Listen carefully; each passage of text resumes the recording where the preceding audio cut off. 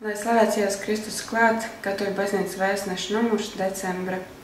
Šajā numurā varam lasīt Latvijā sākusies ticības padziļināšanas programma Aizkrauklē. Laimīgi garā nabagie. Līvbērzē būs Svētā Jāzepa draudzes rekolekciju nams. Gods kalpo Dievam un cilvēkiem. Priesteris Jānis Zviedrāns saņem apbalvojumu Bauskas novada goda pilsonis. Vicmuižā aizlūdz par prāvestu Jāzepu Pujātu. Uvertīra konsekrētās dzīves gadam. Laulāto tikšanās 120 gadu jubileju Latvijā. Pāvests runā.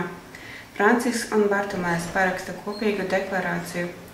Francisks uzrunā Eiropas parlamentu, baznīcu pasaulē. Pāvests atklāja konsekrētai dzīvei veltīto gadu. 805 miljoni cilvēku mirst badā. Ko jūt nolaupīts misionārs.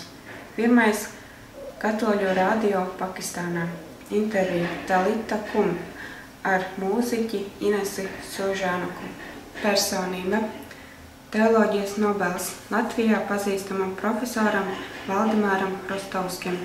Bērniem gaidot Ziemassvētkus Daigas Kažas luga. Fotoreportāžā muzicē dzied un atbalsta Antona baznīcas celtniecību. Latvijā tagad ir 11 Jeruzalemes svētā kapa bruņinieki. Sludinājumi. Divi vienā aicina piedalīties adventa mūzikas rekolekcijās Liepājā no 12. līdz 14. decembrim. Karitas aicina ziedot malkas iegādē. Tikšanās šķirtajam Rīgā 11. janvārī. Kopiena Šamne organizē rekolekcijas. Notiks Liepājā jauniešiem Esi brīvs no 13. līdz 14. decembrim. Konsekrētās dzīves gada lūgšanu vakari katra mēneša 1. piektdienā Svētās Marijas Magdalēnas baznīcā. Sveicām priesteres jubilejās, svētīgu adventu, līdz nākamajam numuram.